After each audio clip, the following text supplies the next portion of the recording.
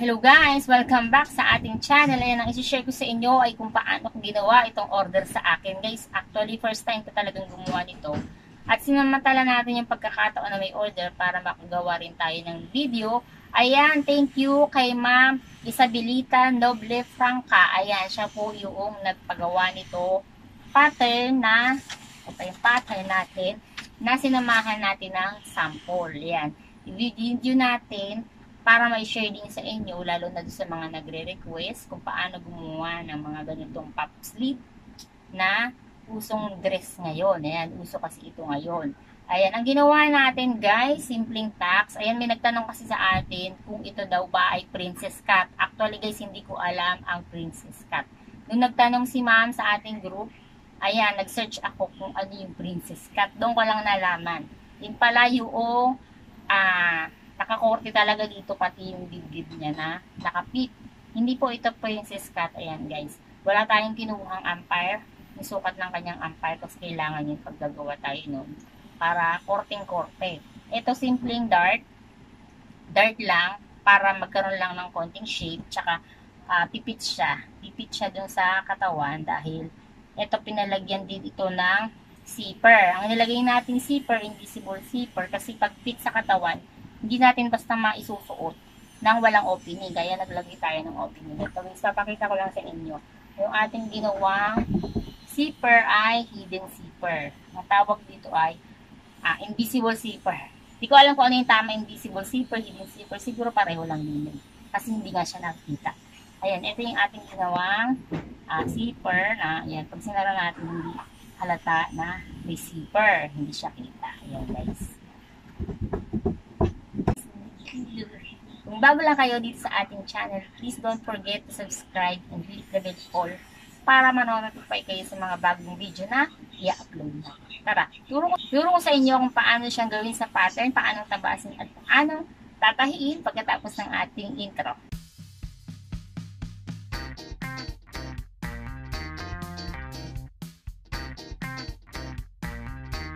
Kuha tayo ng base ng ating pattern. Ayan.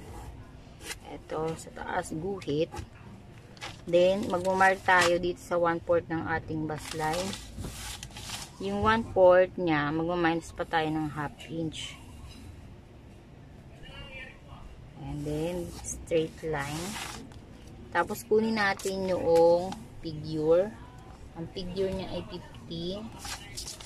Ayan, magguhit din tayo dyan. 15. Tapos, dito, yung 1/4 ng ating bust line. Ayan. 1/4. Tapos, sa bust distance, yung kalahati. Ayan, ganito dito sa baba. Then, connect. Tataas. Pero mula sa taas, ibaba natin sa 4. Mag-mark tayo sa 4. 4 inches mag-mark. Ayan.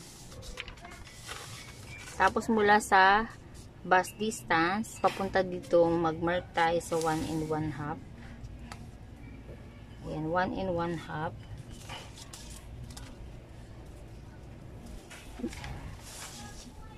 Hanggang dyan yung guhit natin. Diretso dito. Ito yung magiging ano natin, neckline. Tapos ito, i-connect na natin yan dito. Ito yung ating magiging armhole.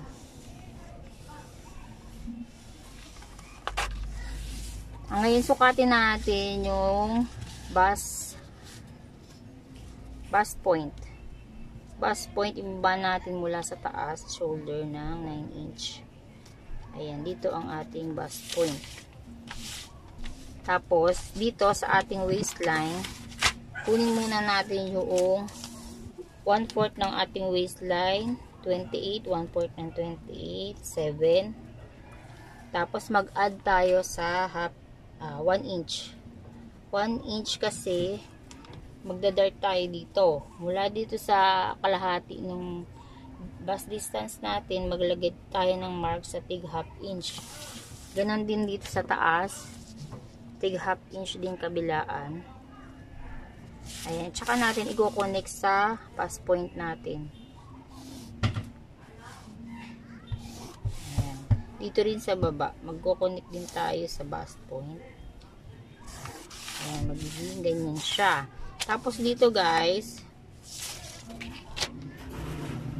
ito kasi mababawasan to kasi naglagay tayo ng dart. I-adjust lang natin yan sa half inch or half inch. Half inch. Tapos i-connect na natin dito sa 1/4 ng waistline na dinagdagan natin ng 1 inch. Ayan, magiging ganyan na siya. Ito yung ating magiging front. Tatabasin natin ngayon ng sakto na lang guys. Sakto sa guhit.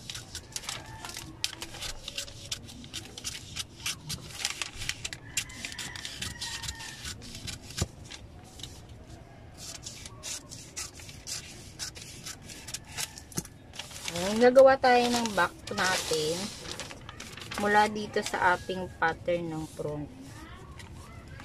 Ayan, ititrace lang natin ito.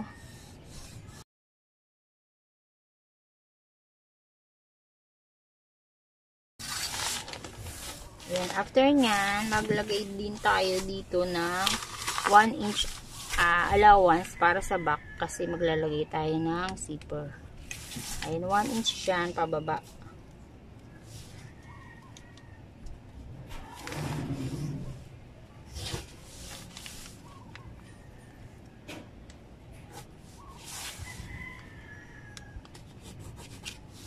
Kukunin din natin yung bust distance. Ayan. Dito rin sa taas. Then, i-trace natin ang guhit pataas. Tapos dito sa pagitan nito or kabilaan nitong mark natin, mag-mark tayo sa tiga half inch din. Kagaya ng ginawa natin sa front. Pero ito, i-connect na natin dito sa taas.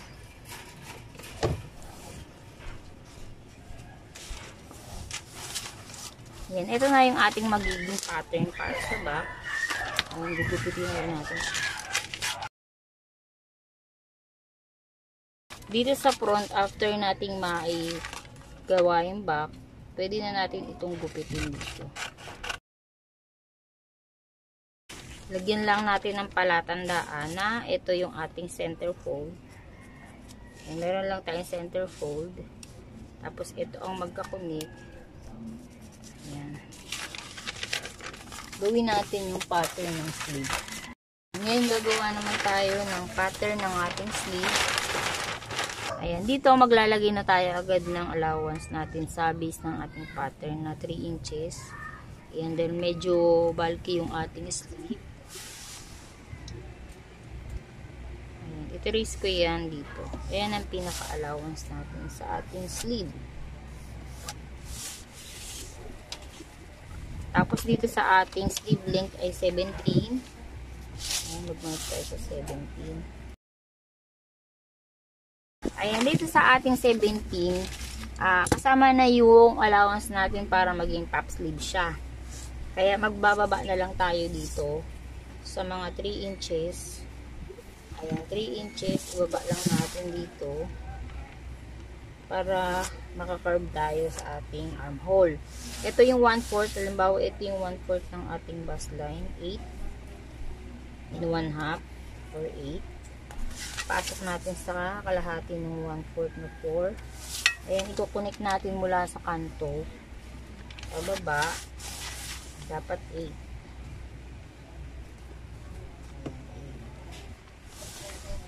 Tapos sa kalagitnaan niyan, dito tayo magka-curve. Magmumula ito dito, trace natin ng pagganyan. Dito tayo aangat sa kalagitnaan nito. Ayan, angat lang tayo ng pagganyan, pakunik dito.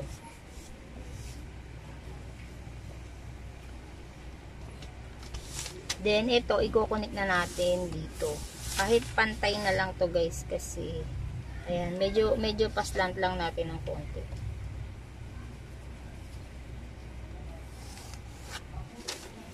Dito guys, kasi ang pinagagawa sa akin ay masyadong malaki yung sleeve. Ngayon, pwede pa rin tayong mag-adjust dyan. Mamaya, titignan natin kung lalaki pa siya kasi yun nga yung sleeve natin masyadong malaki yung nasa picture. Kung susundin natin yun, tingin ko kulang pa to. Ayan, mag-a-add pa tayo mamaya. Dito maglalagay na lang ako dito ng allowance pa para sa lalagyan ng garter o pupi. Ayan, lalagyan ko pa ng 1 inch.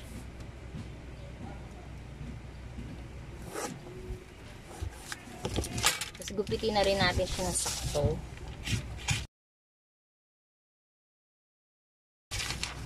Ayan, meron na tayong sa body, tapos sa sleeve. Ngayon yung sa skirt naman. Ayan. Ngayon, gagawin natin yung pattern ng ating skirt. Ito yung corner ng ating pattern o kanto. Ayan, tutupiin natin yan sa triangle. Para ito yung makuha natin, yung 1/4 ng ating skirt. Ayan, 1/4 ng ating skirt para sa front and back. Pero pwede rin ito kalahati. Ayan, para lang makuha natin yung pabilog. Kaya, ginawa natin ito. Ito yung ating sukat na 28 inches. Pag dinivide natin yan sa 4, 7 inches na lalagyan na natin siya na allowance para sa shearing. Ayan, dito tansyahan lang naman guys. Pwede kayong maglagay hanggang gawin nyo siyang 12 inches yung 7. Ayan, halimbawa ito ay dito i-carve natin siya sa 12 inches. Ayan, ganyan. Mag-mark lang ako. Tapos susukatin ko kung pantay ito at ito mula dito sa kanto. Ayan. Angat lang natin ng 1/4 ito. Ayan. Tapos, magmamark na tayo dyan. Ito yung magiging waistline natin. Nalalagyan natin ng shearing. Ayan. I-connect na natin yan dyan. Tapos, dito, kukunin natin mula sa ginuhit natin yung length ng ating skirt na nilagyan natin ng allowance. Ayan. Dito, okay na po siya. Pero pwede na ito. Sa pagtabas na lang ako mag-add guys. 20, ayan. 20. Mula sa guhit, pababa 20. Mark tayo sa 20. Then, gugupitin na natin yan dyan sa ginuhit natin. Ayan, dito guys sa front, magkakaroon siya dito ng center fold. Kasi ang kukunin natin dito sa pattern ay 1/4 lang. Magkakaroon siya ng center fold dito. Ayan, gugupitin natin yan dyan. Pero bago natin gupitin, maglalagay tayo dito sa kabila ng allowance para sa back dahil maglalagay nga tayo ng zipper. Dapat may allowance din yung back ng skirt. Lagyan din natin siya ng 1 inch. Ayan, diretso yan pababa dito. Ayan, ito na yung ating magiging pattern sa skirt. Ito yung pag front, mayroon siyang center fold. Ayan, front. Tapos ito sa back. Meron tayong allowance. Back. Ngayon, tuturo ko sa inyo kung paano siyang tabasin. Sa skirt guys, inahin na muna natin tabasin yung front. Ayan, ito yung tela natin. Titiklop natin yung kanto. Parang ginawa natin sa pattern paper natin. Ayan, titiklop na rin natin yan. Ganyan. Naayos natin yung ating tela. Katong mo yung pattern na nakatiklop itong para sa back.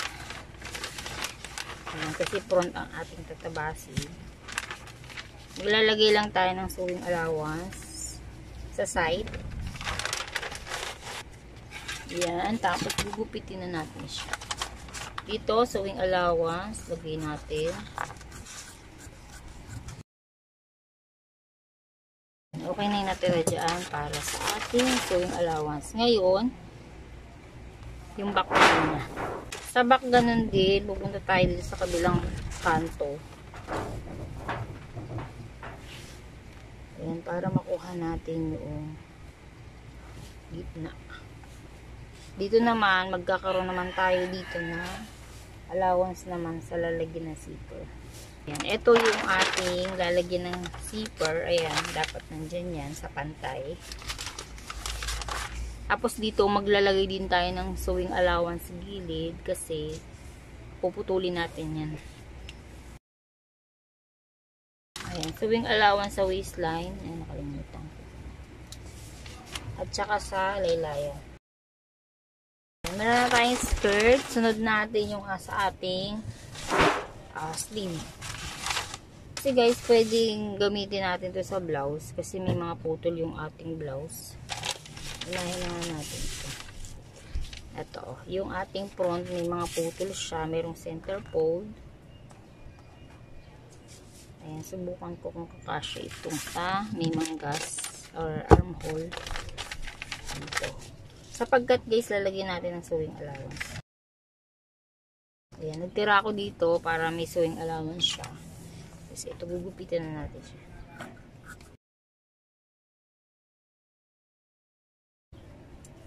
Ayan, okay na to.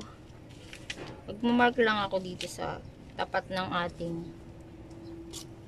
nilagyan din ng guhit sa pattern para sila ay magtatagpo ng karugtong sa center. Yung ating may center fold.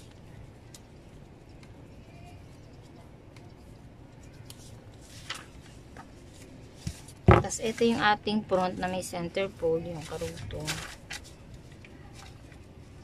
Yan naman ang isunod natin. And ito yung center fold, yun yung tupi ng tela natin. Tapos dito yung minarkahan natin sa ano.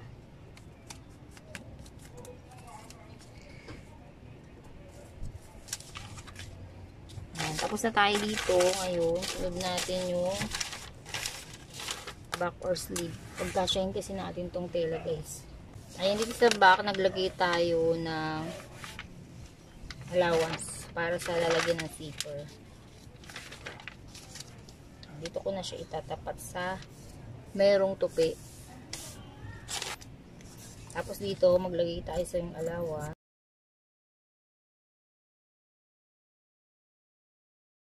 Tapos ibabakat natin, magmamark tayo doon sa dart. Yung nilagyan natin ng dart.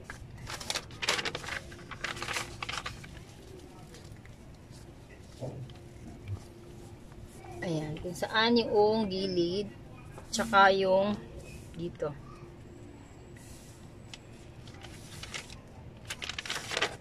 Tapos lagyan din natin ito sa pinaka isang side niya. Lalabas kasi yan ganyan. Tatahian natin dito ng dart.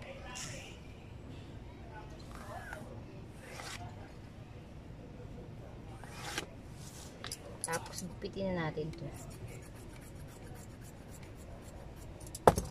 Yan, meron na tayong back and front. Gusto ko pa siyang i-adjust guys para mas maluwag siya. Yan, dito ako sa taas mag-a-adjust pa. Nga pala guys, meron tayo ditong ito yung sa armhole. Nakalimutan nating i-mark. Susukatin natin kung ilang inches ito. Ganun na susukatin natin dito sa may armhole ng sleeve niya. Kung ito 6 1/2, sa 6 1/2 magma-marking tayo dito. Dito sa 6 1/2. Para ito yung idudugtong natin dito. Tapos dito pag-cut natin dapat may allowance pa siya dito. Kung ito lalagyan natin ng sewing allowance, ito mas angat pa siya. Yung dito 1/4, dito 3/4. Ayan, lalagyan natin ng garter yun. Guys, dadagdagan ko pa siya dito. Dito sa gilid. At konti pa dito. Ayan, para matandaan lang, lalagyan ko ng marking dito. Iyan yung iaangat, o ibaba pa natin konti. Iaangat natin sa 3/4 para sa allowance nating lalagyan ng garter. Tapos dito sewing allowance lang.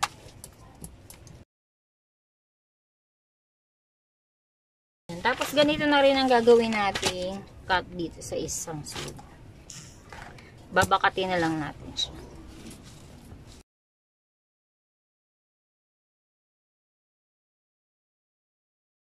Tapos kailangan lang natin mag-cut ng facing or bias. Depende sa inyo kung ano gusto nyo. Facing sa pinaka-neckline nya. Ako ang gagawin ko na lang ay bias. Ayan, gagawa tayo ng dalawang bias para sa back and front.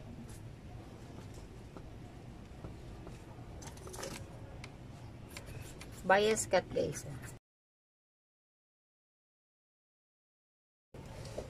Ayan, ito na siya ngayon. Tatahiin naman natin siya. Ayan, dito guys, uunahin natin tahiin yung ating mga dart. Ang front at back, lalagyan na natin ng dart. Ayan, ito yung ating center fold. Tapos meron siyang dalawang sa gilid niya. Dudugtog muna natin ito.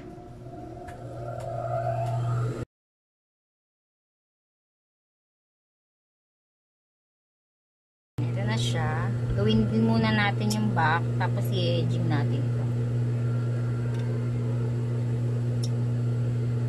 Ayan, dito yung back. Ang dart natin dito mula taas hanggang sa baba.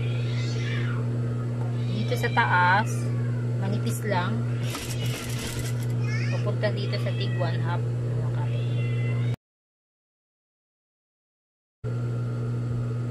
After nyan, i-edgingin muna natin ito. Itong dulo ng ating back, magkasalubong kasi yan dyan. Tsaka yung ating front, edgingin muna natin. After natin siyang ma-edging, pwede tayong mag-top stitch dito sa ating ginawang dart. Ito yung sa front. Yan, gusto ko siyang lagyan ng top stitch.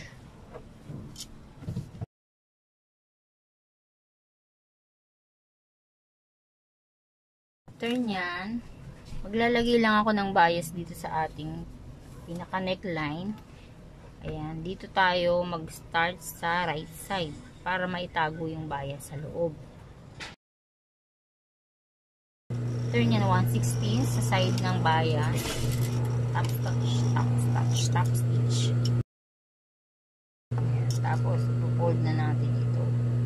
Yung fold natin, dalawang fold, una isang fold. Pangalawang fold, yung fold natin dapat nasa dulo nung 1/16 natin. Pasok yung 1/16 dito sa likod. Yan, magiging ganyan na siya. Ngayon, eto naman tayo sa back. Ay, sa back ganun din, ikakabit natin. Ayan, sa right side. Then, top stitch ulit. Sa side ng bayan. Tapos fold, papunta sa wrong side. Ayan, okay na to. Ngayon gagawin natin yung sleeve. Ang ating sleeve, ito, i-connect muna natin itong isang side dito sa front niya. Ito yung kilikili sa front. Ito din yung ating sa sleeve. Ayan, i-connect natin yun ng ganyan. Dapat itong dulo na nilagyan natin sobra, pasok siya dito sa taas nito, pababa, pasok siya. Tapos lock na natin dyan sa tapat nitong ating front na neckline. Then, after nyan, ito naman sa back. Siguraduhin natin guys na na ito nasa taas yung ating nilagyan ng bias. Pag kinabit natin itong sa sleeve sa kabilang side. Ayan, ganoon din ito. Papunta naman dito tayo mag-start. Kailangan baba rin to dito sa pinakataas ng ating neckline.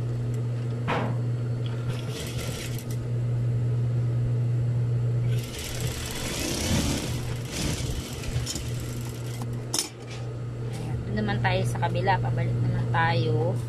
Ito yung back, ito yung isang sleeve.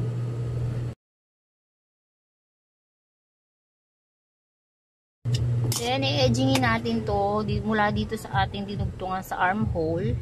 Ito edging. Papunta dito. Papunta dito. Hanggang dito sa kabila. Kabilaan edging na. Ayan, after nya, na-edging na natin. Ititiklop natin. Ito yung pinaka may pasobra natin sa armhole. Ititiklop natin yan dyan. Ilalak natin dito. Itutupi natin yan. Papunta hanggang sa kabilang side. Dahil susuotan natin ng garter.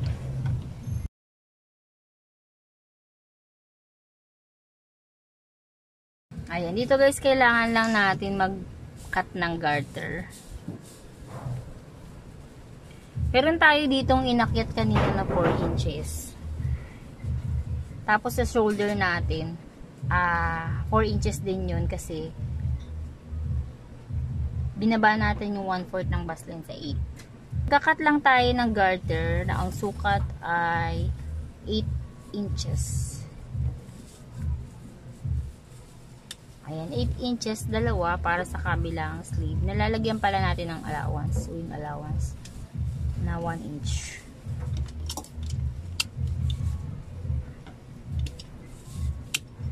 Kailangan lang natin ng pardibli. Ayan, para maipasok natin itong ating garter.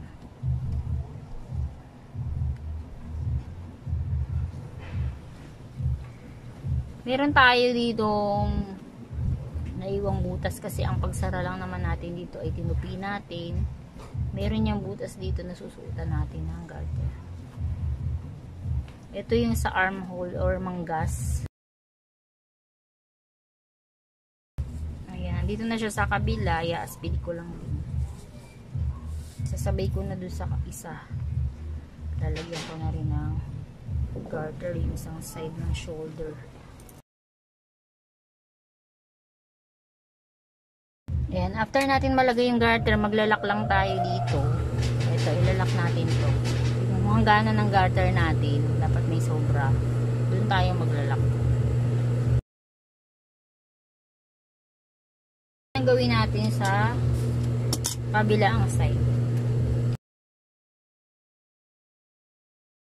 Ayan. After nyan, dito naman tayo sa sleeve maglalagay ng garter. Pero bago yan, tupi muna natin yung dulo. Siguraduhin natin na sleeve yung ating tutupi. Ito yan. Sa tapat ng may garter. Tutupi ko lang siya ng 2 tuping maliit.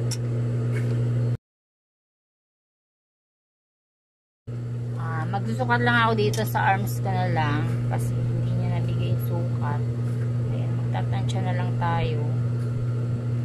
Step, ano naman to, garterize, allowance naman to, kaya okay lang yan magtansya. Small size to guys, small to medium ang ating size ng ginagawang dress. Ayan, maglagay tayo dito, mag-cut tayo dyan sa sinukat natin. Ito ay nasa ayan, 8 inches 8 inches. Ngayon tatahiin natin to dito. Pasadahan natin yung gilid lang ng garter. Pabalik sa kabila naman. Kaya 2 pasada ang garter. Pinatong ko siya ng mga 1 inch mula sa dulo ng manggas. Ayan. Pagkakasyahin natin siya hanggang dito sa kabilang dulo. Hindi ko alam kung aabot. Hatakin natin dito. Then pabalik.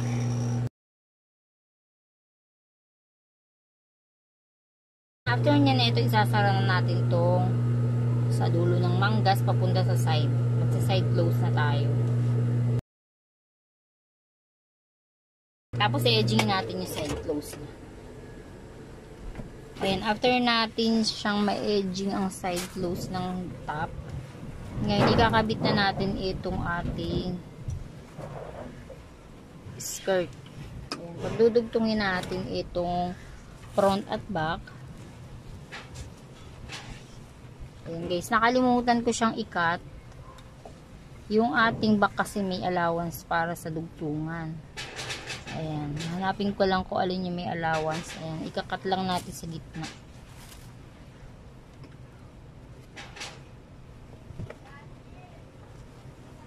Ayan, ikakat ko lang to.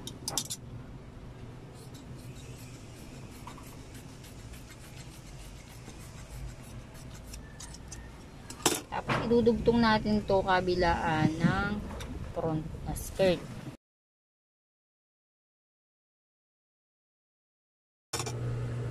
Hindi sa kabila.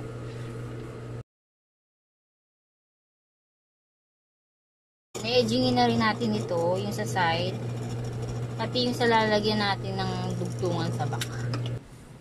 Ayan, after nyan magsishearing tayo. Ayan, dito tayo maglagay ng aspile, yung lagi natin ginagawa, may aspile. Tapos, ihigpitan natin to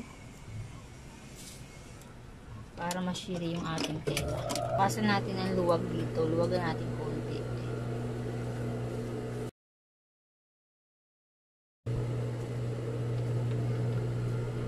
7 plus 1, 8. Ayan, okay na. Ito namang gitna, dapat 14.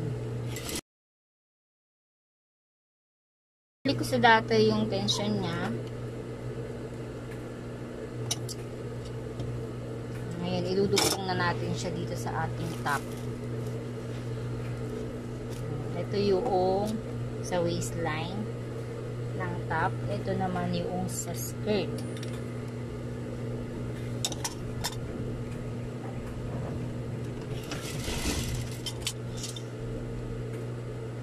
Merong dugtungan yung ating side ng palda at ng blouse.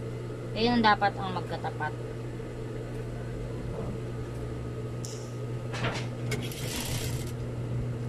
Ayan. Pag halimbawa sumikip kagaya ito, medyo sumikip yung shearing natin sa skirt, mag-a-adjust tayo. Medyo luluwagan natin siya. Ayan. Dito rin sa skirt sa front. Mag-a-adjust na rin tayo. Medyo nagsinsin yung ating shearing.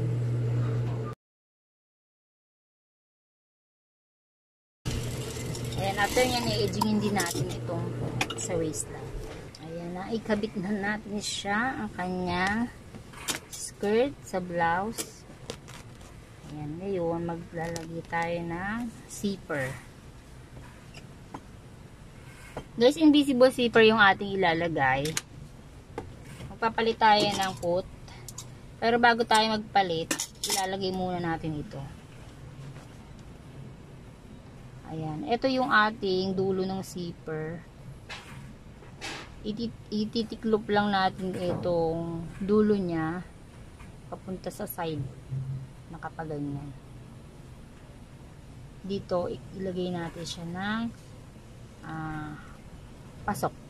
Pasok dito kasi 1 inch yung ating nilagay na allowance sa back. Ayan, dapat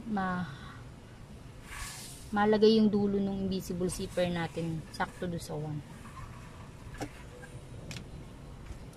Pero next time kung gusto nyo maglagay kayo ng sakto, sukatin nito itong ating zipper.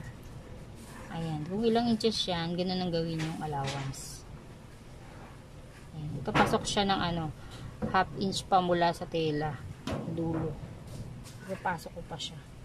Ayan, ordinaryong tahi lang muna sa gilid ng ating zipper para wag tayo mahirapan mamaya. Ayan, papasok ko siya.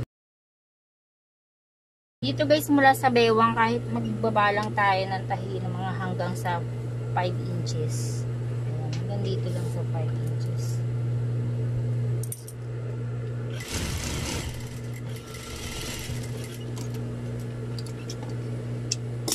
Tapos ikakabit na natin siya sa kabila.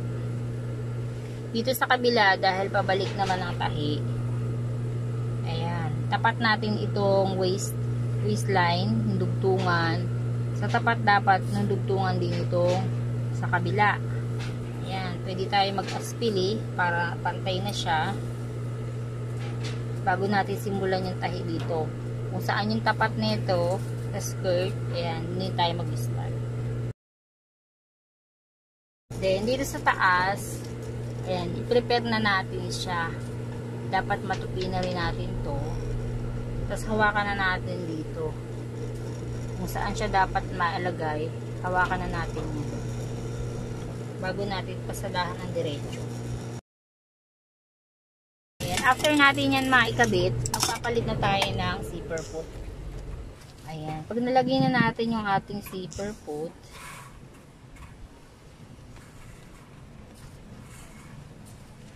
ayan, dito tayo maglalagay. Ibubuka muna natin ito, zipper natin. Ayan, dito tayo mag-start sa taas. Kung saan tayo huli nagtahi, doon naman tayo mag-start. Ayan.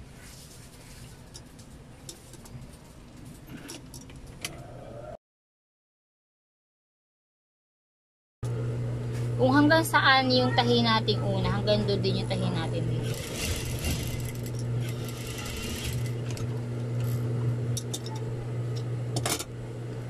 Dito naman tayo sa kabila.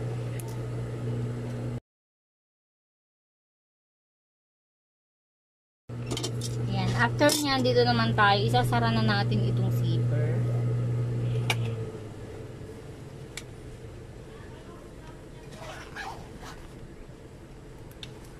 Sasara na natin yung zipper natin na yan. Tsaka tayo sasara dito naman. Ayan, sa pagsara natin dito, itong tela natin dito sa loob. Dito kung saan tayo huling nagtahi, yung dulo niyan, lampas lang natin. Lampas natin sa taas. Sa pagsara dito, makikita niyo yung hangganan ng tahi nating pangalawa. Ayan. Dapat dyan din yung tahi natin. Lampas lang natin pataas sa dulo. Ito yung dulo. Angat lang natin ng konti. Tapos sa gilid lang din nung pangalawang tahi natin. Ang pasada. Diretso yan hanggang dito sa baba.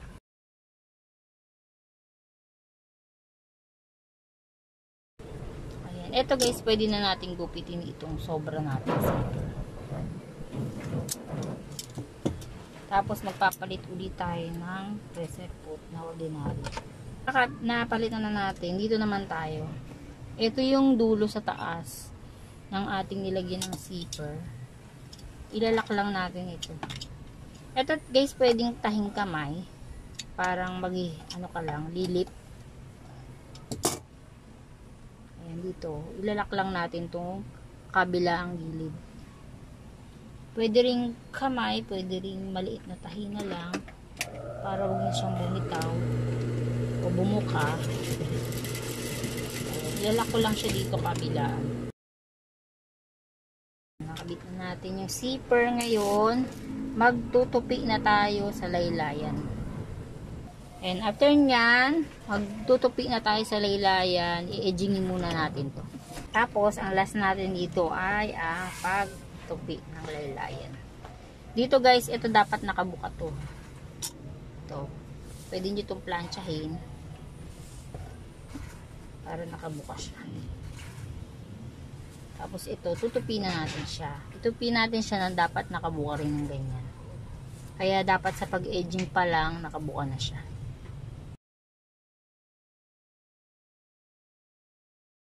Ayan, tapos na siya guys.